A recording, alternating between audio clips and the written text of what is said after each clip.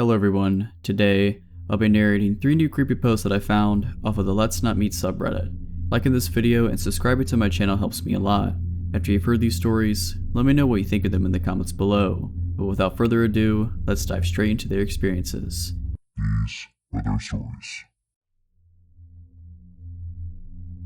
Back when I was 18 years old, I started working at a gas station. This was my first job. Near the end of my first shift, I was cleaning the hot dog rollers and a man walked in. He was rough looking, not in a bad way, but like he had been working outside all day. As soon as I set eyes on him, I got the gut feeling that I needed to stay away from him. Since I wasn't the one at the register, there was no reason for him to talk to me. However, the moment he saw me, he walked over and asked if I was new. I said yes, and he told me I was doing a good job and went on his way to check out. I noticed that he had a Jamaican accent, which was weird to hear since I lived in Michigan. Honestly, at that point, I thought that my gut was wrong about him. I was right the first time. During my next shift, he once again came in, and again I was cleaning. He came over to me and I still got the bad feeling in my gut. He asked me how my day was and I told him that it was okay. He then looked at my hand. I was wearing my high school class ring and I put it on my left hand ring finger because I didn't want to scruff it up while cleaning with my right hand. He asked if I was married. I said no and I told him it was my class ring. He then asked if I was dating and I lied and said yes. He started asking me questions about my boyfriend, like how old he was,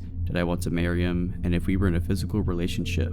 I told him I wasn't comfortable with answering that and he got mad but dropped the conversation. He would continue to ask me questions about my love life every time he would come in. After about a month and a half of this, I noticed that he would come in every day that I was working. This was weird because the days and hours that I worked changed from week to week. I asked my coworkers if he came in when I wasn't here and all of them said no. I also asked if any of them had told him what shifts I had been working, but again they said no. This honestly freaked me out and I'd start to feel nervous when I would see his car pull in. One day he tried to give me his phone number and I politely told him that I wasn't interested in it. He got mad and was telling me that I needed to take it. My coworker at this point told him that he needed to leave.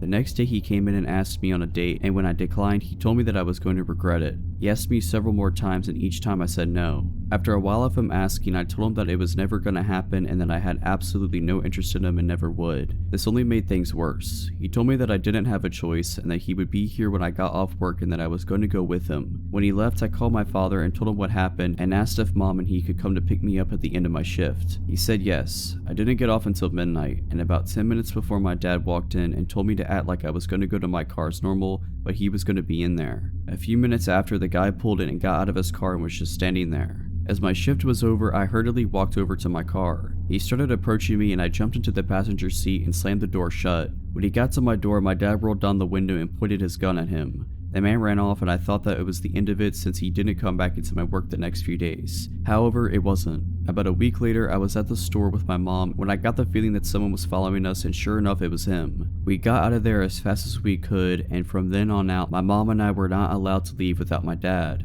Everywhere I would go, he would show up. Even when I went to my friend's house, who lived about a half hour from me. We caught him driving by the house several times. My mother also caught him following her several times, which freaked her out. We contacted the police and told them what was going on, but they said there wasn't enough evidence and that there was nothing they were able to do. To this day, I am still mad at the police for not doing anything. He started coming back into my workplace, and I asked my boss to ban him from the store, but she said no. Later, I would find out that they were friends, and that is how he always knew when I was working. I also believe that she was the one to give him my phone number, because it was around this time that I started receiving strange messages about how I looked, about my parents, and other creepy things. I got to the point where I was so paranoid that I wouldn't leave my house without my father. I had to have him drop me off and pick me up from work, and when I was at work, anytime I had seen a car that even somewhat looked like his, I would run and hide in the back room. Even my poor mother was paranoid and wouldn't go outside without someone with her. Finally, my father had enough and told me to quit my job and that he would help me pay the few bills that I had.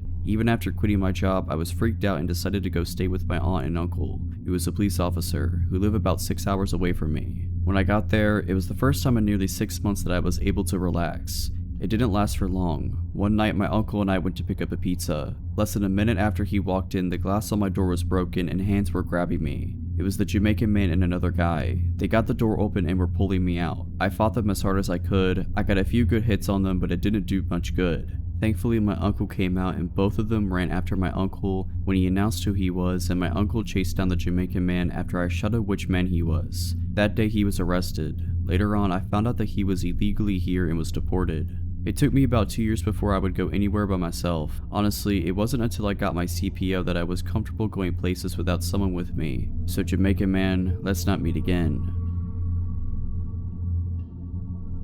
I was in college and I lived in a house with 5 roommates. I lived on the second floor, and the way it was set up is important. There were 4 bedrooms on the second floor and 2 bathrooms. 2 of the bedrooms each shared a bathroom, which was accessible only by the bedrooms, not the hall. So I could walk through the bathroom to my roommate's room and vice versa. My door had both a handle lock and a deadbolt, which I used every single night because it was a habit I'd had since freshman year. Because in dorms, drunk roommates or floor mates tend to wander in and wreak havoc if you don't. The door to the bathroom, however, didn't have a lock, so I could never secure that. One of my roommates had her boyfriend visiting, and he'd brought a friend with him.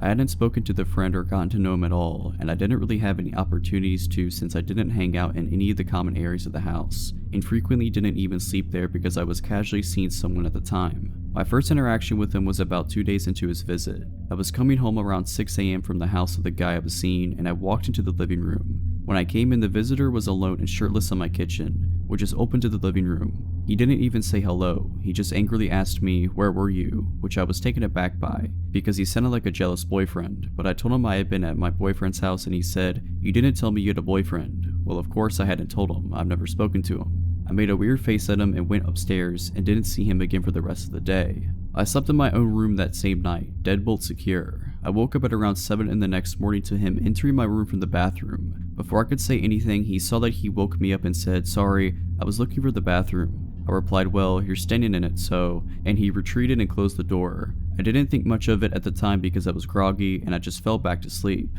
Now, despite all that, up to this point he didn't really creep me out, he just seemed weird. But later that day is when it got worse. I came home from my classes and went up to my room. He followed me and let himself into my room without knocking. The door had been closed, and I made it clear that that wasn't okay, but he was being friendly, so we chatted normally for a couple of minutes because I didn't want to be rude. Then he decided to say, "I think you're the one. The first moment I saw you, I knew you were the one and you're gonna marry me." Obviously, I was taken aback by this as this was only our 3rd interaction and we'd spoken for maybe 2 minutes total. I told him that I had no interest in marrying him, that I wasn't even attracted to him, and told him to leave me alone now. I decided to leave and called the guy I was seeing and told him what was going on, and he told me I could stay over at his house until this weirdo left. A couple of days go by and the weirdo was supposed to have left for good, so I went back to my house. I slept in my room that night with the door locked as usual. I woke up to hear someone trying to come in through my main door, but thought it was just one of my many roommates. Then, I hear the bathroom door open and someone walking into my room. I rolled over and he was standing maybe a foot away from my bed and said, "Hey beautiful, where have you been?" I said, "Weren't you supposed to leave? Why are you in my room?" He said, "I wanted to wait for you to come home. I couldn't leave without saying goodbye."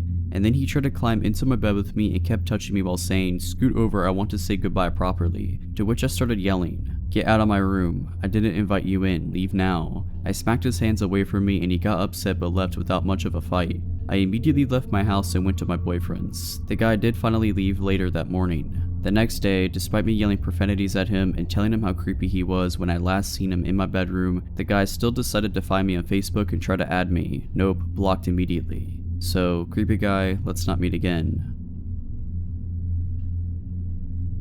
This is back in November of 2018 and takes place in North Carolina. I was 14 at the time. My family and I just moved across states. We had just gotten to the city where we planned on living after a long road trip.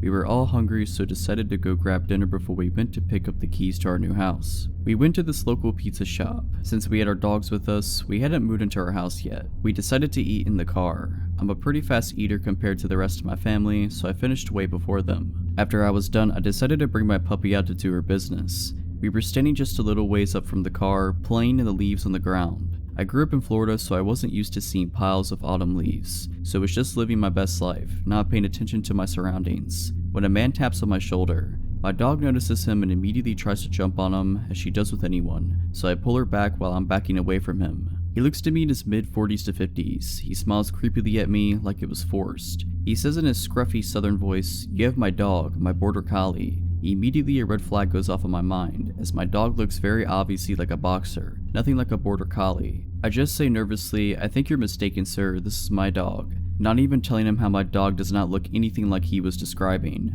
I look over to my parents' car that was just a couple feet ahead of me, unsure of what to do. They hadn't even noticed the man approach me. They were on their phones. The man now asked me, well, you would be able to come help me look for my dog, right? I can feel my stomach drop in that moment. I still don't want to make a scene, as I'm probably overreacting.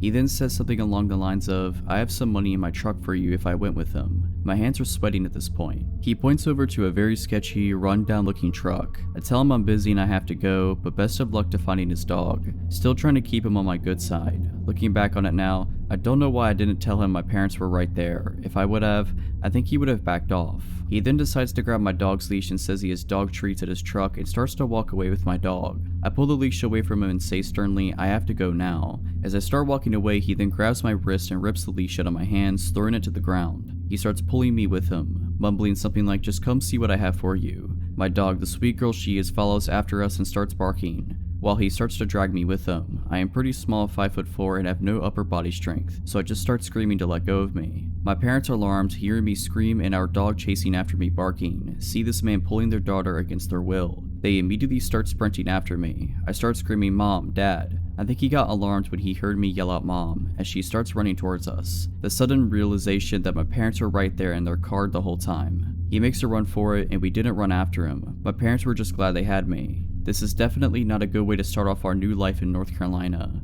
not even have lived there a day yet. I did not wish this to ever happen to anyone, as it was terrifying. But my advice is for you, don't be afraid to use your words, even if they offend the person. Alright, so that's it.